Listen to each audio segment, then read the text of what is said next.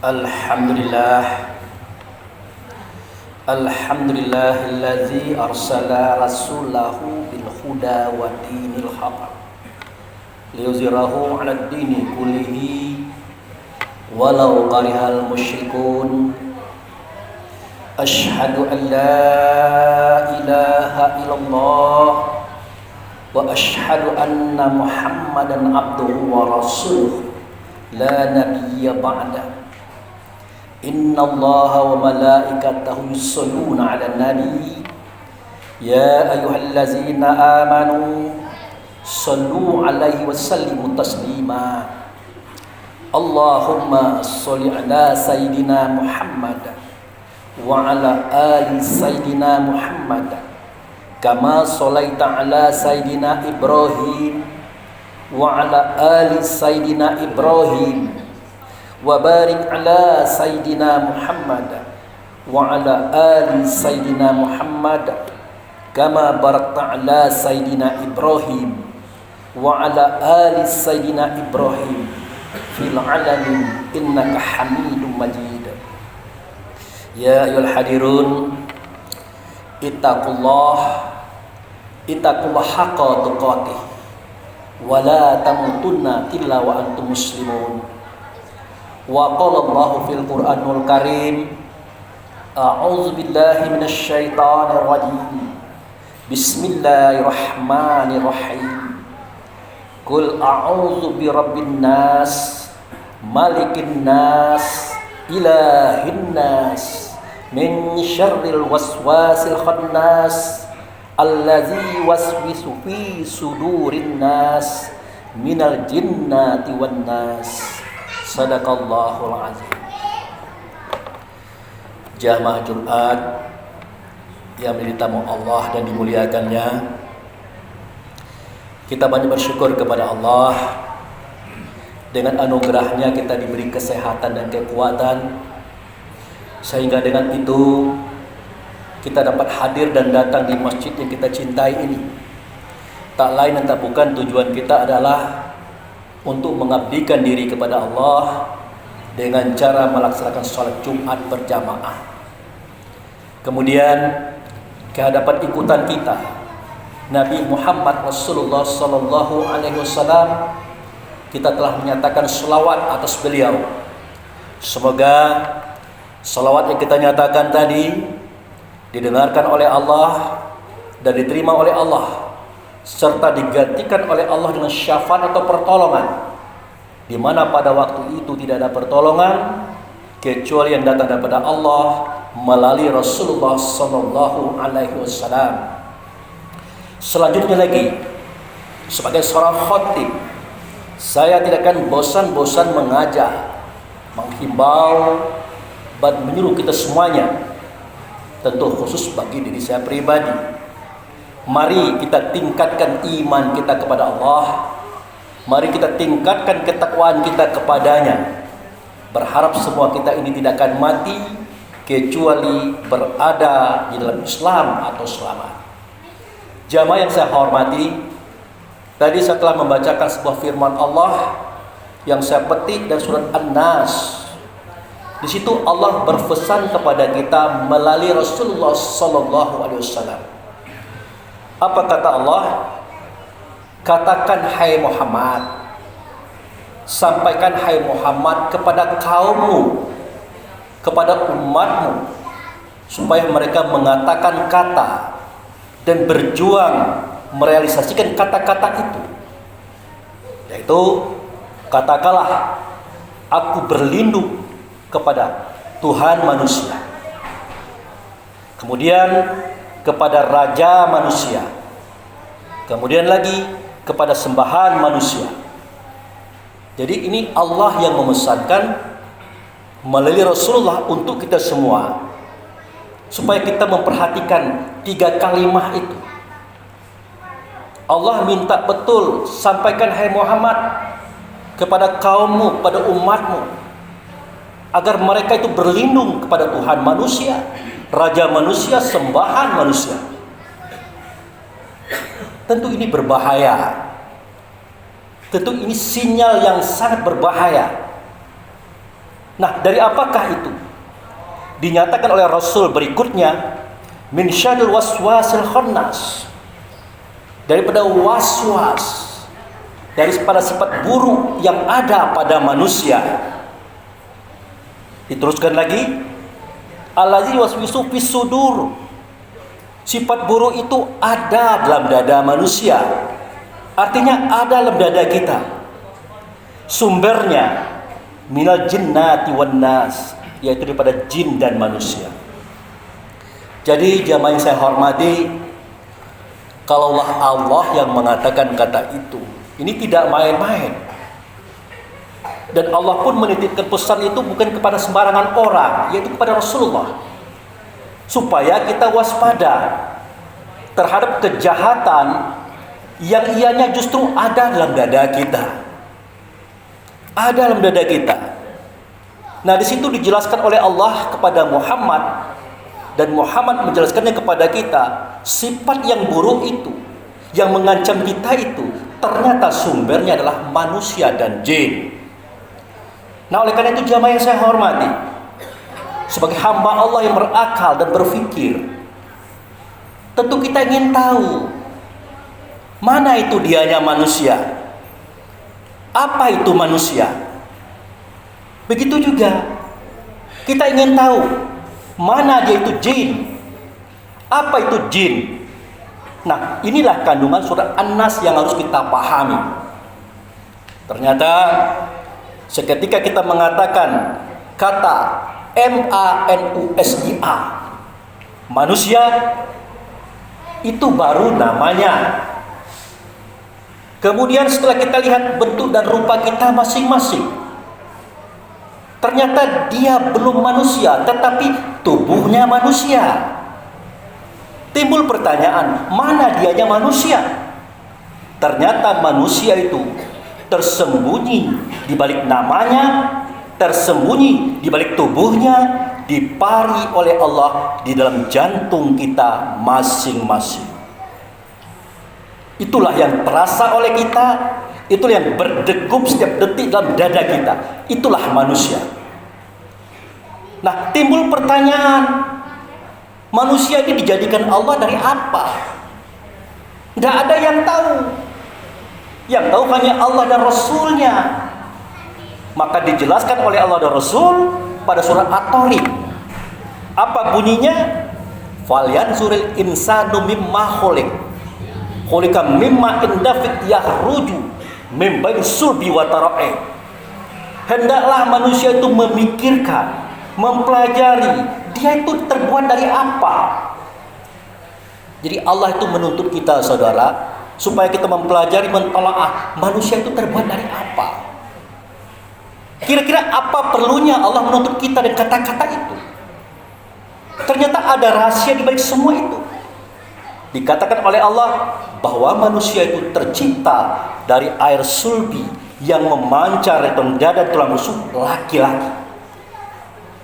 Nah, bagi mahasiswa kedokteran, dia tidak mau dengar kalimat begitu saja. Dia ambil air sulbi tadi, dia masuk ke dalam botol, dia teliti di dalam botol, dia teliti di laboratorium. Ternyata, masya Allah, yang mereka lihat di dalam air itu terdapat jutaan ekor makhluk. Kepalanya seperti telur ayam, badannya panjang, ekornya cambuk.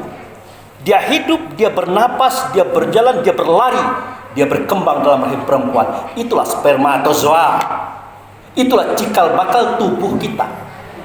Yang menarik lagi, pada saat itu roh belum ditiupkan. Tetapi kenapa benda ini hidup? Dijawab oleh Nabi, yang hidup di dalam benda kecil itu, itulah dianya manusia. Maka jelas, ternyata manusia itu terbuat dari air sulbi. Dalam bahasa pasarnya terbuat dari air mani. Berarti manusia itu bukan kita. Bukan kita, saudara. Loh, kok begitu? Ya begitu. Nah, lalu siapa kita? Nah, itulah kita yang sering dinyatakan oleh para ustaz setiap takziah mengatakan inna lillahi wa inna ilaihi raji'un. Yang kita itu Itulah yang datang daripada Allah, masuk ke dunia, masuk ke tubuh, diparikan di dalam hati. Sampai saatnya dia keluar dari hati, keluar dari tubuh, keluar dari dunia, kembali kepada Tuhan. Itulah ruh, itu kita. Itu yang harus kita pahami. Jadi hati-hati kita terhadap manusia diri kita sendiri. Ternyata manusia ini memiliki 17 sifat. Nah, pertama sifatnya adalah pantang kelintasan. Ingat, ini sifat manusia loh. Pantang kelintasan itu artinya tidak mau melihat orang hebat sedikit, orang senang sedikit, orang kaya sedikit. Tidak mau dia melihat. Kalau terlihat timbul iri dengkinya, timbul kebenciannya, padahal orang itu tidak mengganggunya. Itu sifat manusia, pantang kelintasan. Kemudian yang kedua, manusia punya sifat pantang kerendahan. Nak menang sendiri, nak hebat sendiri, benar dia sendiri, orang lain salah. Yang ketiga, manusia punya sifat pantang kurang. Apa yang kurang dia? Jabatan tinggi, gaji besar, harta banyak, uang berlimpah, masih juga mengambil hak orang. Itu sifat manusia. Yang keempat, sifat manusia adalah pantang tersinggung dan tidak mau kalah. 4 macam sifat ini kalau digabung akan melahirkan 10 sifat. Mulai dari ajib, ria, takabur, iri, dengki, hasud, fitnah, tamak, loba, dan sombong. 10 tambah 4, 14 memunculkan 3 sifat: benci, dendam, menghancurkan. Hati-hati, ini sifat manusia, bukan sifat kita. Itu poinnya. Itu poinnya. Kalau itu bukan sifat kita, kenapa itu yang kita pakai setiap hari? Itu maksud Rasul. Hati-hati. Sifat itu ada, nyata terasa, dia tersembunyi. Dalam bahasa Arab, itulah yang disebut dengan al-jin. Itulah dia jin. Karena dia menyertai kita, namanya adalah jin korek. Begitu Rasul mengajarkan. Kalau manusia sudah dijelaskan, ini manusia kata Rasul. Sifatnya apa? Ini 17 sifatnya, ini jin kata Rasul. Hati-hati. Jangan kamu menyembah kepadanya, jangan kamu taat kepadanya. Dijelaskan oleh Allah dan Rasul pada surat Yasin. Alam ahad ilaikum ya bani Adam, ala ta'budu syaitan, innahu lakum aduwwum mubin. Aku sudah jelaskan kepadamu hai anak Adam. Dia menjelaskan kepada kita, jangan menyembah jin, jangan menyembah setan. Nanti setan itu akan menjadi musuh nyata bagi kamu. Artinya jangan diikuti rasa yang tidak baik dalam dada kita. Jangan diikuti. Seketika kita melihat orang lain berhasil, sukses, kita mulai begalau, kita mulai iri. Nah, itu setan atau jin sedang mengamuk namanya. Seketika kita mulai berbisik-bisik kepada orang lain, bercerita kepada orang lain tentang kesuksesan orang lain, kita iri kepadanya, itu iblis namanya. Seketika kita bertindak, memusnahkan, menghancurkan karir orang lain karena iri kita kepadanya, itulah setan. Jelas. Ternyata setan itu nyata. Nyata pada siapa? Nyata pada kita. Kita itu setan saat itu. Saat kapan? Saat kita melaksanakan sifat buruk yang alam dada kita. Padahal sifat itu bukan sifat kita, sifat manusia. Sifat kita datang daripada Allah sama dengan sifat Rasul. Sidik, amanah, tabligh, fatwa. Itu saudara. Oleh karena itu, mari kita pahami. Tolong dimengerti kata Allah dan Rasul. Yang 17 macam itu bukan sifat kamu loh. Itu sifat manusia. Sifat kamu yang mana? Itu yang datang daripada Allah dan Rasul. Sidik, amanat, tabligh, fatwa. Itu yang dikembangkan. Barakallahu li wa lakum fil Qur'anil azim wa sya'il mu'minin wal mu'minat wastaghfirhu innahu wal ghafurur rahim.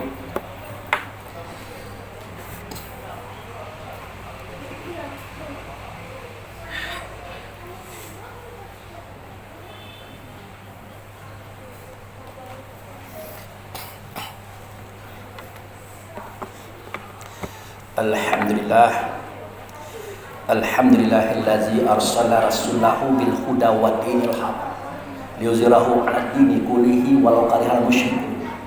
Asyhadu an la ilaha illallah wa asyhadu anna Muhammadan abduhu wa rasuluhu la nabiyya ba'da. Allahumma shalli ala sayyidina Muhammad wa ala ali sayyidina Muhammad. Amma ba'du. Jamaah yang saya hormati, Pada khutbah yang kedua ini saya simpulkan apa yang saya sampaikan tadi. Sudah kita jelaskan bahwa manusia itu tercipta dari air sulbi. Itu manusia dengan 17 macam sifat yang saya katakan tadi. Sedangkan kita bukan manusia, kita datang daripada Allah. Kitalah ruh. Ruh itulah diri kita sendiri. Bersifat dia dengan sifat kerasulan. Sidik, amanah, tabligh, fatanah. Oleh karena itu hati-hati.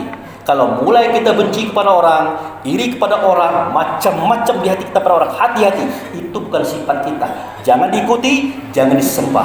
Kalau kita sembah, kita akan menjadi setan yang nyata di dalam kehidupan kita bermasyarakat.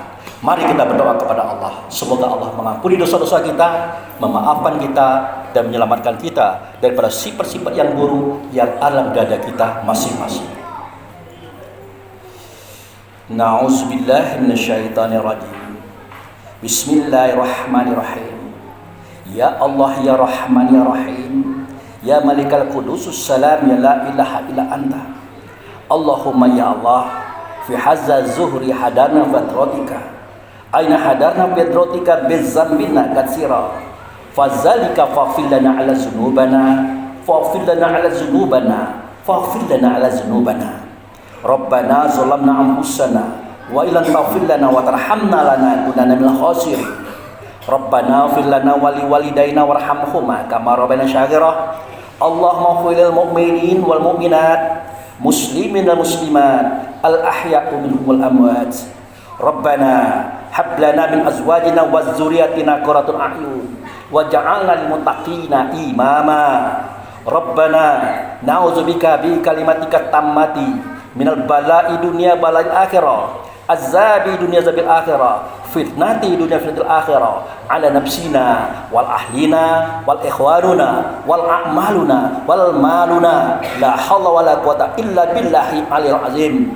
Rabbana fataqabbal minna salatana wa siyamana wa taqassu anna wa tadaru anna wa zikrina wa qiraatul qur'ana innaka ghafurur rahim. Rabbana atina fi dunya hasanah wa fil akhirati hasanah wa qina azabannar. Ibadallah, innallaha ya'muru bil adli wa ihsan wa itazil qurban hanil fasai wal munkar wal ba ya'izukum la'allakum tadhakkarun wa la zikrullahi akbar wa aqimis shalah.